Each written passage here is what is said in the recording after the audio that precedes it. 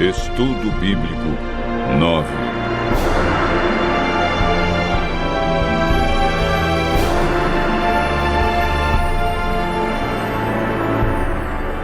A verdade sobre a morte.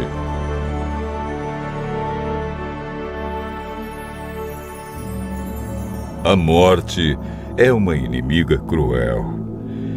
E a maioria das pessoas já sentiu a dor e a tristeza que ela traz.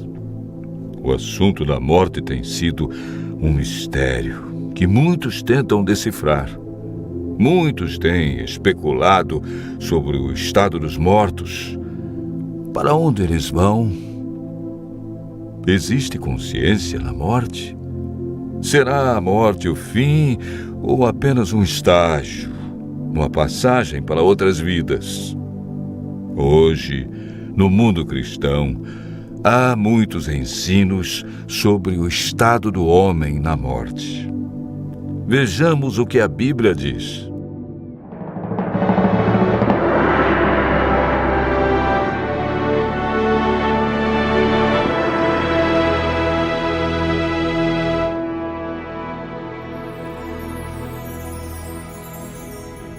Antes de compreendermos o estado do homem na morte, precisamos entender a origem da vida. O homem é formado por 2 ingredientes: pó da terra e fôlego de vida. A união desses 2 elementos resulta em vida. Gênesis, capítulo 2, verso 7, declara: Então formou o Senhor Deus ao homem do pó da terra e lhe soprou nas narinas o fôlego de vida, e o homem passou a ser alma vivente. É importante notar que o homem, ao ser criado, não recebeu uma alma, mas se tornou alma vivente. Isto significa que quando falta um desses 2 elementos, pó ou fôlego, a alma morre. Ezequiel afirma claramente em seu livro no capítulo 18, verso 4. A alma que pecar, essa morrerá. O ensino da imortalidade da alma não tem fundamento bíblico. Paulo afirma em 1 Timóteo, capítulo 6, versos 15 e 16, que a imortalidade é um atributo exclusivo de Deus. A Bíblia é clara em afirmar em Gênesis capítulo 3, verso 4, que a teoria de vida após a morte é um dos enganos do inimigo de Deus.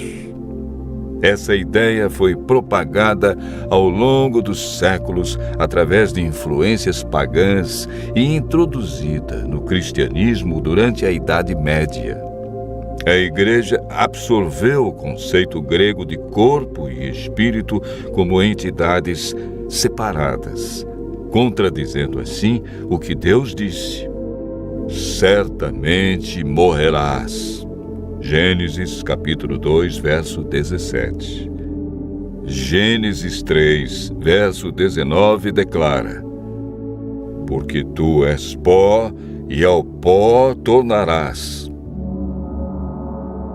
Eclesiastes 12, verso 7 diz que por ocasião da morte, o pó volte à terra como era e o espírito volte para Deus que o deu. O espírito que ele deu na criação foi o fôlego de vida. A palavra espírito, que vem do hebraico ruach, ou nechamar, e do grego pneuma, é empregada centenas de vezes na Bíblia. Algumas vezes traduzida por fôlego e outras por espírito, podendo ser usadas alternadamente. Portanto, espírito na Bíblia nunca se refere a uma entidade consciente, desencarnada.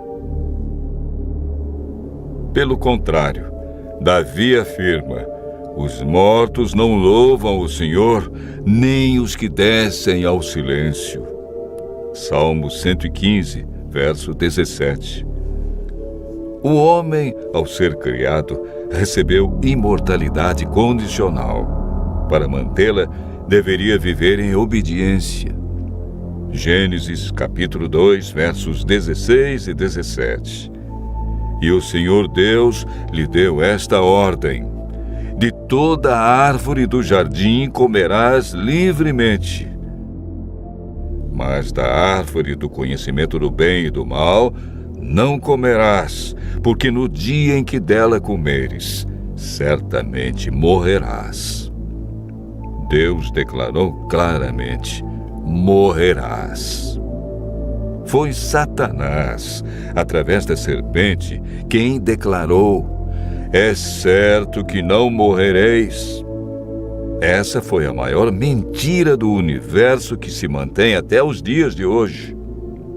Adão e Eva conheciam apenas um mundo cheio de vida, e a morte era um mistério.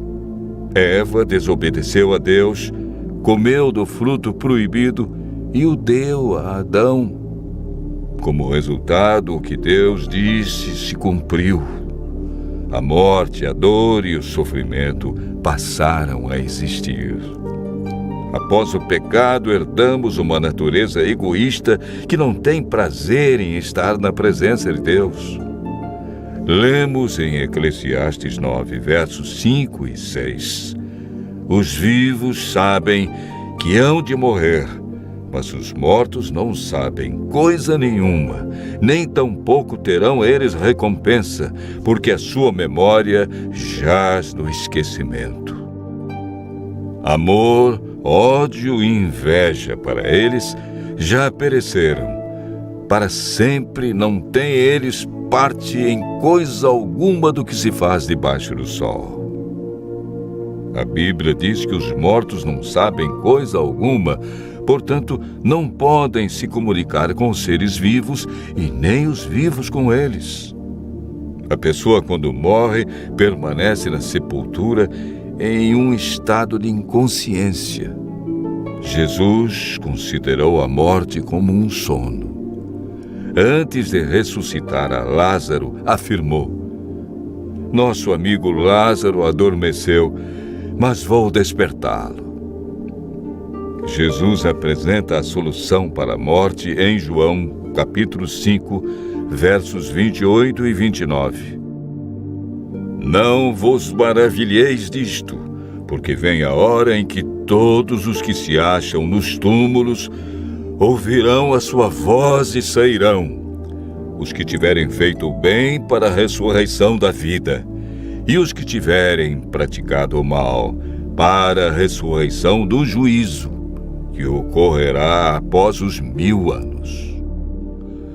O que receberão aqueles que participarem da primeira ressurreição, a ressurreição da vida?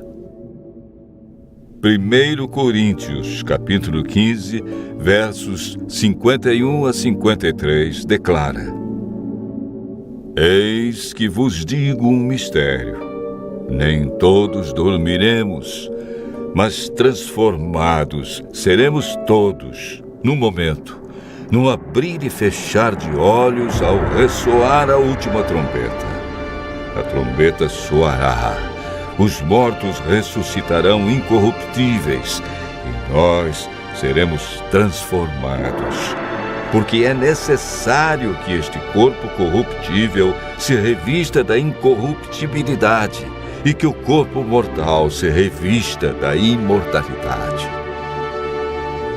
Desde que o ser humano pecou, perdeu a imortalidade. Mas por ocasião da segunda vinda de Cristo, os que o aceitarem como Salvador receberão a dádiva da imortalidade conquistada por Jesus na cruz. João afirma, e o testemunho é esse, que Deus nos deu a vida eterna, e esta vida está no seu Filho. Aquele que tem o Filho tem a vida.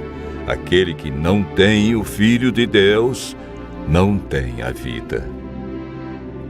Cristo promete que o vencedor de nenhum modo sofrerá o dano da segunda morte. Aqueles que aceitam a Cristo e a salvação que Ele traz experimentarão a alegria indescritível por ocasião de sua vinda.